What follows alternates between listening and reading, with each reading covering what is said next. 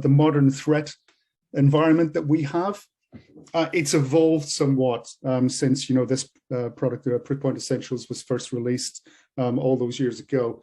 I think back in 2009, 2010, what people were looking for was an effective spam trap more than anything else, and then relying on AV to catch pretty much everything else. And it doesn't work like that anymore. I mean, most of these threats that come in, ransomware is now multi-stage. It's not just one executable that somebody clicks on. There's a lot of things that go on in the background. There's reconnaissance, trying to get somebody's credentials and credential phishing. All those kinds of things go into an attack from a sophisticated hacker these days. So you will need some of the features that we've mentioned in advance. I would say at a minimum, certainly URL defense, sandboxing, making sure that those do not execute locally, absolutely critical these days. And also the attachment defense, where we can inspect in real time what's actually happening with this attachment when it opens, but making sure that this is done in a safe environment, and again, not on the user's local machine. So this is the reason why the advanced package is the most popular. So again, I would strongly urge that this is the one that you go to market with all your customers, not necessarily business, but just go straight to advanced, because it has all of those things that you need to combat, those modern threats, modern email-based threats. And one other thing in here that's important, if you can see my cursor here, I'm just going over email encryption. And again, this is something that can help you when you're sharing sensitive information or documents and things like that.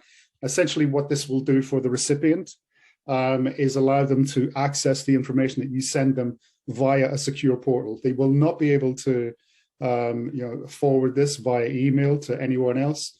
They will only be able to look at that information, view that information, or download that information via the secure portal. So again, providing the sender and the recipient with peace of mind.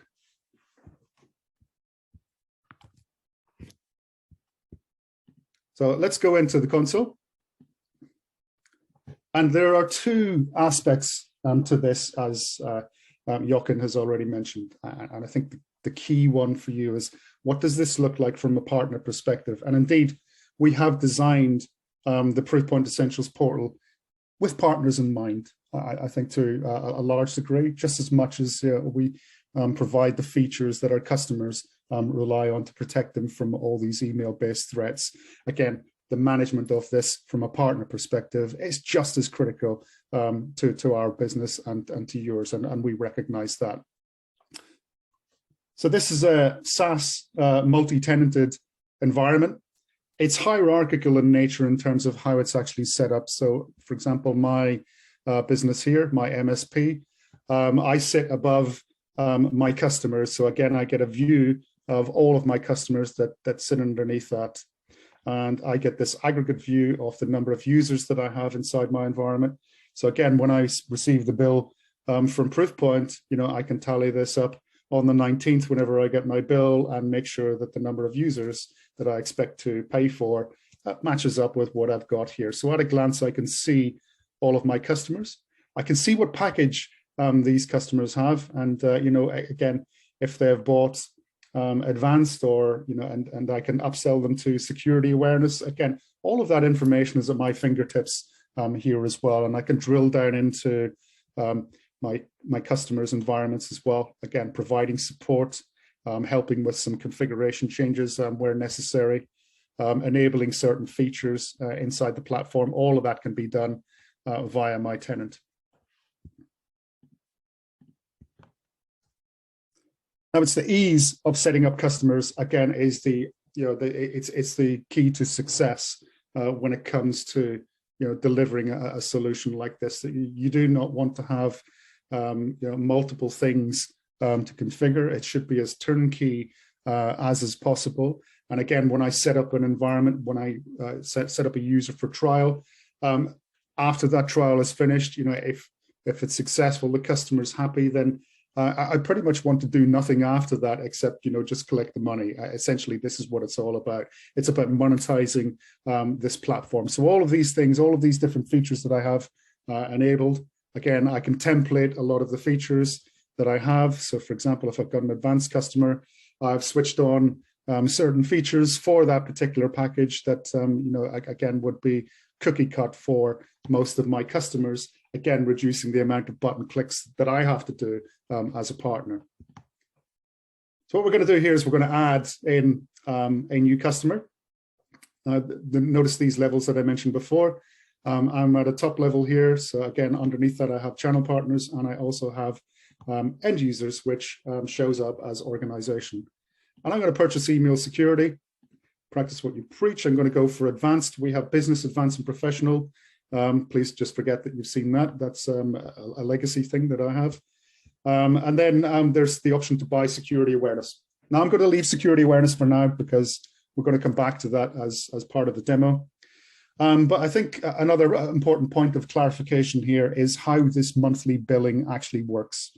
And what I'm interested in here is the number of users at a given point in the month. And this is on the 19th of every month. This is when we will do our billing run. This is automated. It's not prone to human error. It's just an API call that we make, and then we generate your bills automatically, provide them to you on the 19th, and that gives you time to provide and prepare those bills for your customers. So this number here is largely unimportant.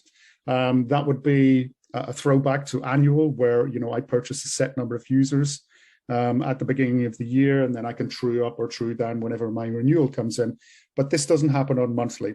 Monthly is a consumption-based billing model. So for example, in the month of October, if I have 10 users, then I'll pay for 10 users.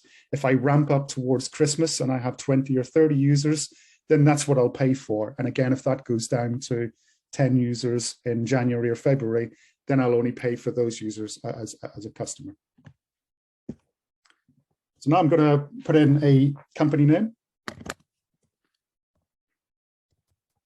We'll put this in as Veracomp demo. Put in the customer contact details.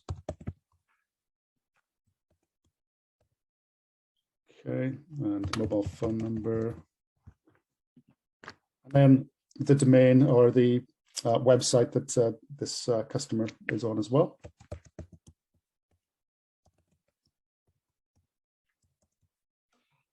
Now this is important because the domain itself, when we go on to the next screen, is it's critical in demonstrating uniqueness on the platform.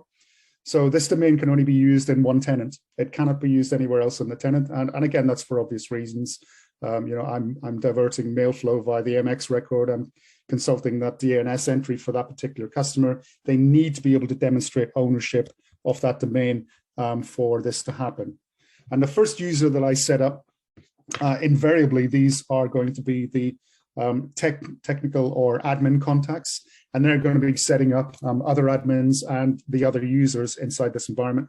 This could also be you as the partner, and again, it could also be a customer contact to actually do this. But this is important, and you need to put in a real user for this, because you're going to be receiving an email, the welcome email in here with the instructions on how to join, what to do, how to get the environment set up, how to change your SPF and MX records, and again, get mail flow going through Essentials and making sure that it's checked using that platform.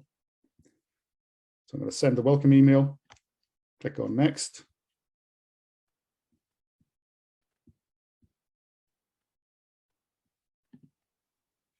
Okay, looks like that one's already in use.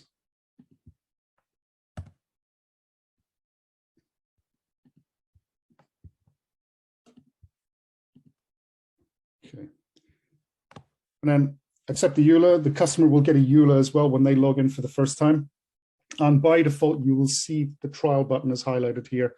And this gives the customer free service for 30 days. Effectively, it misses out that first billing run, and they will be billed on the next month's billing run. So again, it's an inline solution, very quick and easy to set up. It takes probably about half an hour to an hour to change the mail flow to go through here. And then if a customer is happy with it, all you need to do after that particular point is nothing. There isn't anything else to do because you've set this up. Effectively, this is their live environment now. Now, this last step is very important. We've got to verify the domain, or the customer will have to do that for this as well, because essentially this is what we will use to verify that the customer has control and ownership of that domain, and they're not setting this up on behalf of somebody else. So I'm going to verify later. That's just a text record inside DNS. You can get rid of it after the check has been done. And we're pretty much ready to go. So you can see, pretty straightforward, pretty easy from that perspective.